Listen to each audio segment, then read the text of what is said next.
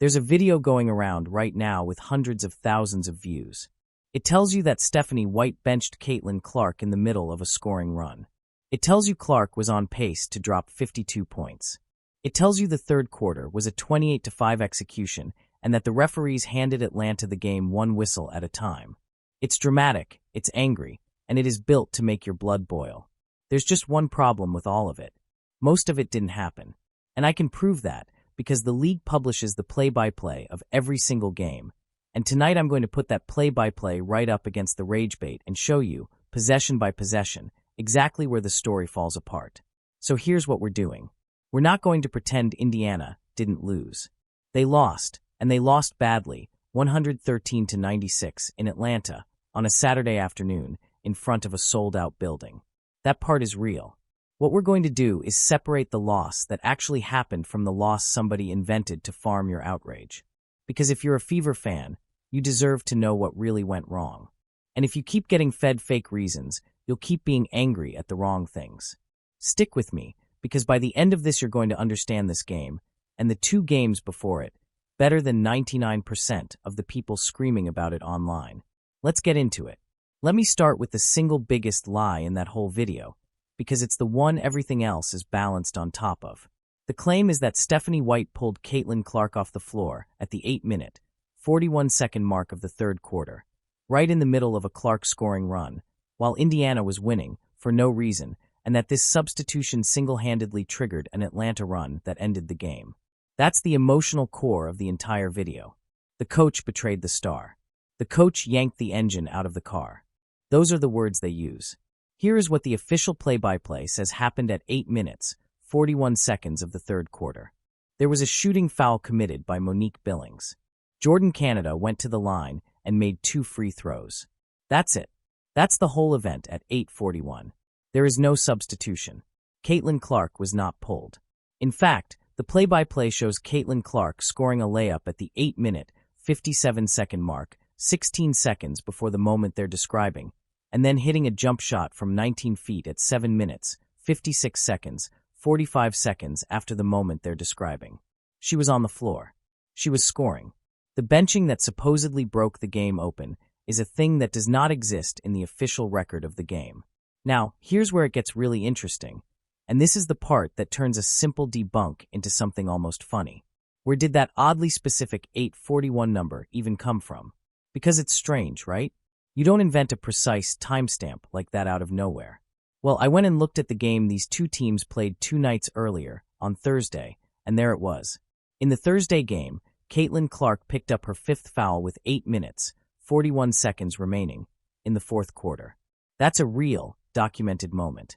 Clark got into foul trouble Thursday and sat for a stretch because of it, then came back at the 3-minute, 28-second mark with Indiana trailing. You see what happened? The rage bait took a real moment from the wrong game, a foul situation in the fourth quarter on Thursday, and grafted that 8:41 timestamp onto Saturday's third quarter to manufacture a fake benching. They scavenged a true detail from one game and bolted it onto another to make a lie sound researched. That is the level of carelessness, or dishonesty, you are dealing with. And it's why I keep telling you, when somebody hands you an oddly specific number designed to make you angry, the specificity is not proof they did their homework. Sometimes it's proof they did just enough homework to fool you. So if the benching didn't lose Saturday's game, what did? Hold that question, because we're going to answer it properly, with receipts, and the real answer is actually more interesting than the fake one. But first I want to walk you through the start of this game, because the first quarter is where the rage bait does its second trick, and it's a sneaky one. Here's what actually happened to open this game, and credit where it's due. Indiana came out absolutely flying. The Fever scored 37 points in the first quarter. 37. That's a monster number. That's the kind of quarter that wins you games most nights. And Caitlin Clark was a huge part of it. She hit a 3 from 29 feet. She got to the rim for a layup. She hit another 3. She hit a third 3 from 30 feet out. She scored 13 points in that first quarter, and she was doing it while setting up her teammates. Aaliyah Boston knocked down a 3. Monique Billings was scoring. Kelsey Mitchell was cooking. Mitchell had 16 points in the first half all by herself. This was a real, legitimate, beautiful start, and Indiana earned a lead off it. None of that is in dispute. The Fever were the better team in the first quarter, full stop. So here's the sneaky part.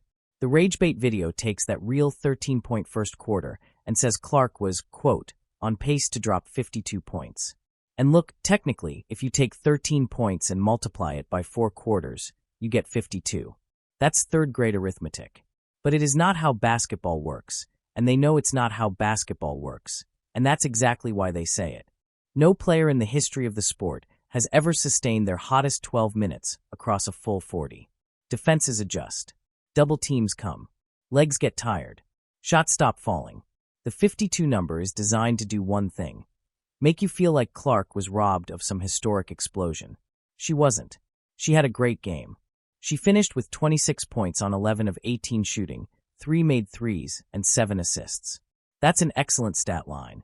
It just isn't 52, and it was never going to be 52, and anyone telling you it was on pace to be 52 is selling you a feeling, not a fact.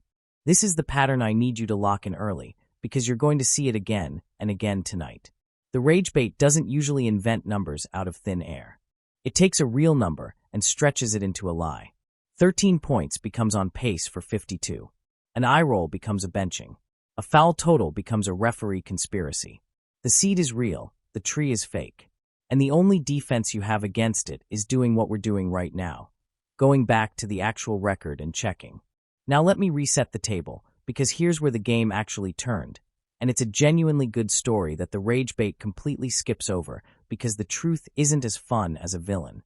Indiana led 59-56 at halftime. 3-point game. The Fever were up, but Atlanta was right there, and that matters because the Ragebait paints a picture of Indiana cruising and then getting sabotaged. They were not cruising. They were up 3 at the half against a team that had already beaten them 2 nights earlier. This was a close, tight, back-and-forth game between 2 good teams. Keep that in your head, because it's the context that makes the third quarter make sense. And here's the third quarter. The real one. Atlanta outscored Indiana 28-15 in that third quarter. Not 28-5, like the Ragebait says, 28-15. They added 10 points to Indiana's column to make the collapse sound more total than it was, which, again, is the same trick. Stretch the real number into a bigger fake one. But even 28-15 is a brutal quarter, and I'm not going to soften it. Indiana got outscored by 13 in 12 minutes, and that's the quarter that lost them the game. Atlanta went from down 3 at the half to up 10 heading into the fourth, 84-74, and Indiana never recovered. So why did it happen? Here's the real answer, and notice that it has nothing to do with a phantom substitution. Number 1, turnovers. Caitlin Clark, who I love to watch play, threw 3 bad pass turnovers in a row in that third quarter. The play-by-play shows it plain as day. A bad pass, then another bad pass, then another. And Clark herself owned this after the game. Her exact words were that the team has to take care of the ball better, and, quote, that starts with me. She had 7 turnovers in the game, 7 of the team's 19. When you turn the ball over against a team like Atlanta, you don't just lose a possession, you give them a transition bucket going the other way. And in a 12-minute stretch, those swings add up fast. Number 2, Jordan Canada went off. Canada scored 8 of her 12 points in that third quarter for Atlanta. When a guard gets hot and starts getting downhill on you, and you're turning the ball over on the other end, that's how a 3-point halftime lead becomes a 10-point hole. It's not mysterious. It's not a conspiracy. It's 2 teams, one of which took care of the ball and got a hot hand, and one of which didn't. And number 3, the part the Ragebait will never tell you because it ruins the whole story. Atlanta was just really, really good in this game. This wasn't Indiana handing it away to a bad team. The Atlanta Dream set a franchise record for points in a game. A franchise record. Ryan Howard had 24. Alicia Gray had 22. Naz Hillman came off the bench and dropped 19. Jordan Canada had 12. That is a balanced, scorching offensive night from a team that came in red hot and was playing at home in front of a sold-out crowd of more than 17,000 people. Sometimes the other team just plays better. I know that's not a satisfying villain. I know nobody clicks on the other team executed well. But it's the truth, and you came here for the truth. Let me pause here and rehook you, because we've got a lot more to get through, and I want to make sure you're still with me. So far we've established 3 things. The benching that supposedly lost the game never happened, and the timestamp behind it was lifted from a different game entirely. The 52-point pace was invented math. And the real collapse was turnovers, a hot Atlanta guard, and a record-setting night from the dream. But we haven't even gotten to the biggest, juiciest lie in the whole rage bait genre yet, and that's the referee conspiracy. Because if you watched that other video, you came away convinced the ref stole this game. And I'm going to show you why that's the most seductive lie of all, and exactly where it breaks. Here's the referee claim, laid out fairly, because I always want to steelman the thing I'm about to take apart. The argument goes like this. Indiana shot 21 free throws, Atlanta shot 31 free throws. That's a 10-attempt gap, and that gap is proof the officials were calling the game in Atlanta's favor. They show you clips of Clark driving and not getting a call. They show you Atlanta players getting whistles on the other end. And they stack it all up and say, look, the fix was in. Now here's the thing. The free throw numbers are basically right. Atlanta did get to the line more. That part isn't fabricated. But here's what the rage bait does not want you to think about for even 1 second, because the moment you do, the conspiracy collapses. Why does a team shoot more free throws? Because the other team fouls more. And how many fouls did Indiana commit in this game? 29. 29 personal fouls. When you foul 29 times, the other team goes to the free throw line a lot. That is not a conspiracy. That is the rule. That is literally the mechanical, unavoidable consequence of fouling. And you don't have to take my word for it that the fouling was the problem, because the best witness against the referee conspiracy is Caitlin Clark herself. Listen to what she actually said after the game. She said, and this is a direct quote, "What we did well in the first half was play in transition, spray the ball, find open people." And then, quote, "It's really hard to do that when all we do is foul and they score. We didn't play in transition at all in the second half because of that." That's Clark. That's the franchise player in the post-game, with her head down, telling reporters that the problem was that Indiana kept fouling, which stopped the game, which killed their transition offense, which was the thing that was working. She is describing, in plain language, the exact mechanism that sent Atlanta to the line. She's not blaming the refs. She's blaming the fouling. Her own team's fouling. So think about how upside down the rage bait is here. They take a free throw disparity that exists because Indiana fouled 29 times, a fact Caitlin Clark openly admitted and took responsibility for, and they flip it into evidence that the referees were cheating. They use the consequence of Indiana's own mistakes as proof of a conspiracy against Indiana. That's not analysis. That's the opposite of analysis. And it does real damage, because it teaches Fever fans to look at every loss and see a villain in a striped shirt instead of seeing the actual, fixable thing the team did wrong. If you believe the ref stole it, you learn nothing. If you understand the team fouled too much, you actually know what has to get better. Let me be totally fair, because this channel does not do one-sided. Were there calls in this game Fever fans could legitimately be upset about? Almost certainly. There are calls in every game that go against you. And over 40 minutes a fan can always build a highlight reel of the ones that hurt. Officiating in this league is a real and ongoing conversation. And I'm not here to tell you every whistle was perfect, because no game's whistles are ever perfect. What I'm telling you is that a 10 free throw gap, on a night your team committed 29 fouls, against a team that scored a franchise record, is not evidence of a fix. It's evidence that you fouled too much. Those are different things, and the difference is the whole ballgame.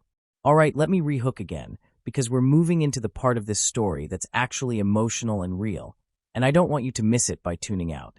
We've torn down the fake benching, the fake 52, the fake blowout margin, and the fake ref conspiracy. So you might be thinking, okay, so nothing happened. It was just a normal loss. No, something real did happen in this game emotionally, and it's the thing the rage bait built its lie on top of. Caitlin Clark was visibly, genuinely frustrated. That part is true, and it deserves to be talked about honestly instead of being turned into a fake coaching scandal.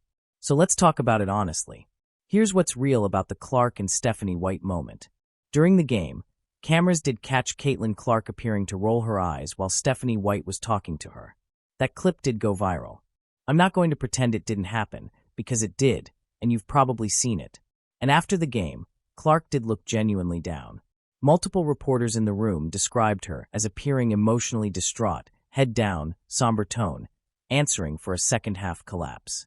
That's a real human moment from a competitor who hates losing, who just lost to her biggest rival for the second time in 3 days, and who knows she personally turned the ball over 7 times.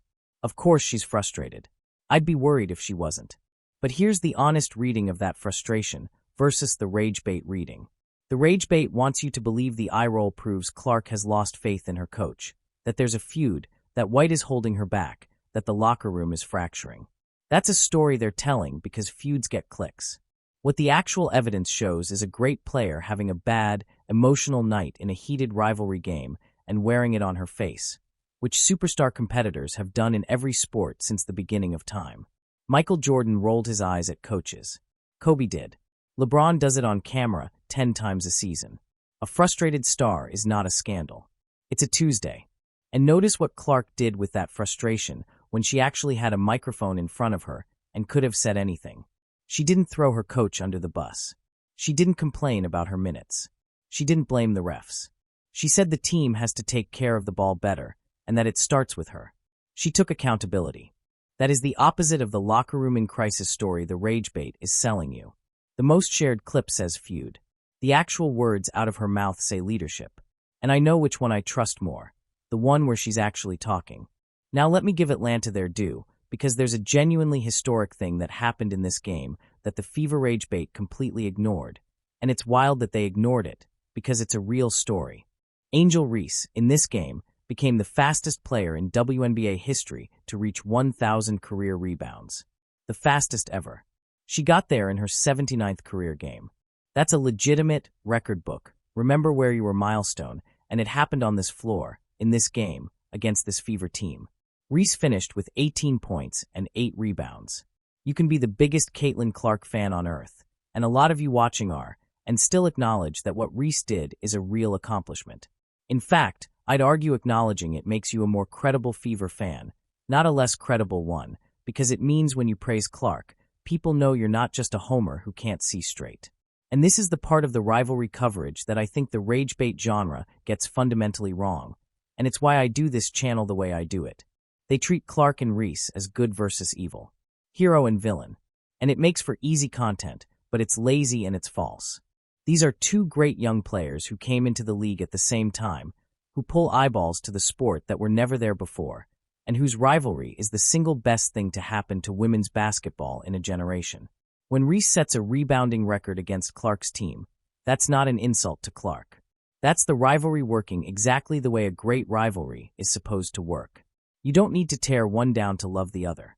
And anybody who needs you to hate Reese to enjoy Clark is not actually selling you basketball. They're selling you a fight.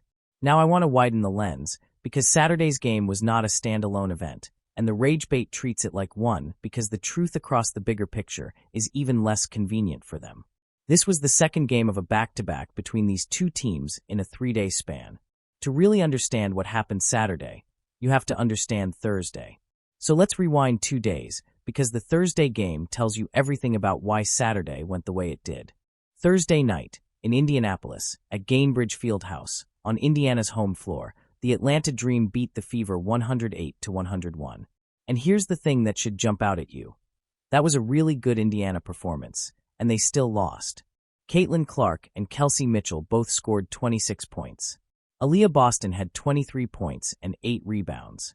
The Fever had been on a 4-game winning streak coming into that night. They threw a real punch.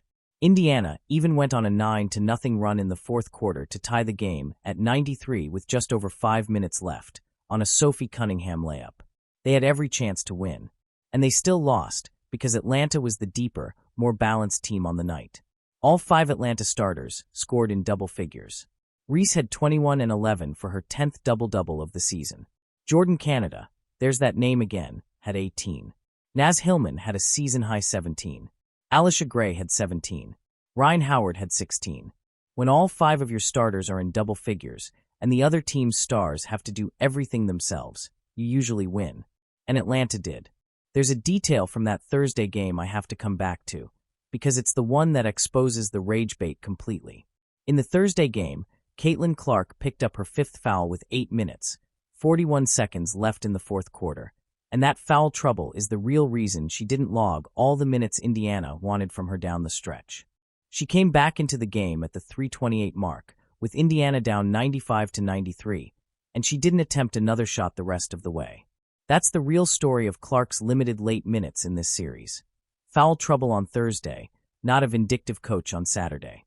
The Rage Bait took the 8:41 from Thursday's foul situation and smuggled it into Saturday's third quarter as a benching. Now you've seen the whole magic trick, start to finish. The number was real. The game it came from was real. Everything they'd built on top of it was fake. And there's something else from Thursday worth sitting with, because it's the kind of context that actually helps you understand the rivalry instead of just inflaming it. After that Thursday win, Angel Reese talked about what Atlanta had focused on, and she said they emphasized valuing possessions and managing emotions, staying composed even when the game wasn't going their way. That's a mature, professional answer from a player the Rage Bait wants you to see as nothing but a villain. And it's exactly the formula Atlanta ran again on Saturday. Value the ball, stay composed, let Indiana's mistakes pile up. 2 games, same blueprint, same result. That's not a conspiracy. That's a good team executing a plan twice. So when you put Thursday and Saturday side by side, the real narrative of this series snaps into focus, and it's a basketball narrative, not a melodrama. Atlanta beat Indiana twice in 3 days by being deeper, by sharing the scoring load across the whole roster, and by forcing and capitalizing on Indiana's turnovers. On Thursday, Indiana coughed it up 17 times, and Atlanta turned that into 20 points off turnovers and 60 points in the paint. On Saturday, Indiana coughed it up 19 times. Same disease twice. The Fever's problem in this series was not officiating, and it was not coaching sabotage. It was ball security and depth against a team that had both. That's the honest 2-game diagnosis, and you will not hear it anywhere in the Rage Bait because we got out-executed by a deeper team twice. Doesn't make anybody slam the like button in anger. Let me rehook you one more time here, because I know we've covered a ton of ground, and I want to keep you locked in for the most important part, which is what this all actually means going forward. We've established the real story of one game, and then the real story of the whole 3-day series. Now I want to zoom all the way out to the season, because the Rage Bait doesn't just lie about individual plays. It lies about the sky falling. It wants you to believe this team is in crisis. So let's look at where the Indiana Fever actually stand with the real numbers, and you tell me if this looks like a crisis. After this loss, the Indiana Fever are 9-7. 9-7. That is a winning record. And in the Eastern Conference standings, they sit in 4th place, 2.5 games behind Atlanta, who is sitting at 11-4 and leading the East. Now, is 4th where this team wants to be long-term? Probably not, given the talent and the expectations everybody had coming into the season. I'm not going to pretend the Fever have played up to their ceiling, because they haven't, and even the reporting around the team notes they've been playing below the expectations they had going into the year. That's a fair, honest thing to say. But playing below expectations and sitting 4th in the conference with a winning record is a completely different universe from team in crisis, locker room imploding, coach has lost the team. One of those is a fixable midseason speed bump. The other is a soap opera somebody invented for views. Here's the context that should actually calm you down if that Rage Bait got your blood pressure up. This series was 2 games in 3 days against the hottest team in the conference on the second night of a back-to-back, with the second game on the road. That is one of the harder draws on any schedule in any season. Losing both is disappointing. It is not a referendum. Good teams lose back-to-backs to other good teams all the time, and the Fever now get to do the thing every team does after a rough stretch, which is go home, rest, and play somebody else. They host the Phoenix Mercury next, a fresh opponent, a clean slate, a chance to get right. The season did not end on Saturday. It's June. There is a mountain of basketball left to play. So let me pull this all the way together, because I want you to walk away from this video with something the Rage Bait can never give you, which is an accurate picture of what you just watched. The Indiana Fever lost to the Atlanta Dream, 113-96. They lost because they turned the ball over 19 times, because they fouled 29 times and stopped their own transition offense, because Jordan Canada got hot in the third quarter, and because Atlanta played a franchise record-setting offensive game with 4 players in double figures. Caitlin Clark had a strong individual night, 26 points and 7 assists. Undercut by 7 turnovers she openly took responsibility for. Angel Reese made history as the fastest player ever to 1,000 rebounds. This was the back half of a 2-game sweep in which Atlanta simply proved to be the deeper, more composed team. And the Fever, even in defeat, remain the fourth seed in the East with a winning record and a whole season in front of them. That's the game. That's the whole real game and the whole real series. No phantom benching. No 52-point robbery. No referee conspiracy. No locker room civil war. Just two hard rivalry losses to a very good team with two clear lessons in them. The same two lessons the star player named herself. Protect the ball and stop fouling. Everything else was somebody on the internet stretching a real moment into a fake story so you'd click, get mad, and share it while you were still angry. And that, honestly, is the whole reason this channel exists. So let me talk to you straight for a minute about the machine we're up against. Because once you understand how it works, you'll never watch one of those videos the same way again. There is a tremendous amount of money in making you furious about things that didn't happen. The ragebait business model is simple. Outrage travels faster than accuracy. A video that says the coach betrayed the star and the ref stole the game will outclick a video that says the team committed too many turnovers every single time, because anger makes people share before they think. So there's a whole genre of content that has quietly stopped caring whether the things it says are true, because the truth was never the product. Your anger is the product. You are not the audience. You are the inventory. And the tools are always the same 3 or 4 tricks, the exact ones we caught tonight. Trick 1. Take a real number and stretch it. 13 points becomes on pace for 52. Trick 2. Take a real emotional moment and invent a fake cause for it. An eye roll becomes a coaching feud and a phantom benching. Trick 3. Take a real statistic and flip its meaning. A foul total becomes a referee conspiracy instead of a coaching and discipline problem. And trick 4, the sneakiest one. Scavenge a true detail from somewhere adjacent and bolt it onto the lie to make it sound researched, like grabbing a real 8:41 timestamp from Thursday's game and gluing it onto Saturday's. Every one of those tricks works by starting with something real, which is exactly what makes them so hard to catch and so easy to share. So here's what I want for you, the person watching this right now. I don't just want you to know the truth about this one game. I want you to walk away with the toolkit, so the next time one of these videos lands in your feed, you can catch it yourself. When you hear an oddly specific number, ask where it came from. When you hear on pace for anything, remember that nobody sustains their best quarter for 40 minutes. When you hear that the ref stole it, go look up how many fouls your own team committed. And when somebody hands you a villain, a coach, a ref, a rival, ask yourself whether they're describing what happened or selling you a fight. Because the rage machine only works on people who don't check.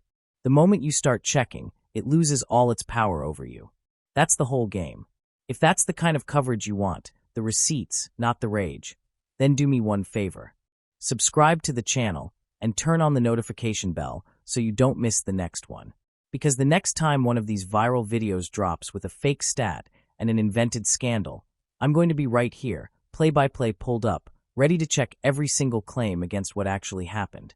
So you never have to wonder whether you're being told the truth or being sold a feeling. There's a whole season of Fever basketball ahead, a whole lot more Clark and Reese, a rivalry that's now sitting at 2 games to 1 in Atlanta's favor on the season, and you better believe there's going to be a whole lot more rage bait to take apart. I want you here for all of it. Drop me a comment and tell me, what's the wildest fake basketball claim you've seen go viral this season? I read them, and some of them are going to become their own episodes. And if you know a Fever fan who got fooled by that benching video, send them this one. Set the record straight for them, because they deserve the real version. And now you've got every receipt you need to give it to them. That's the game, that's the series, that's the truth, and that's the receipts. I'll see you at the next one. Play on.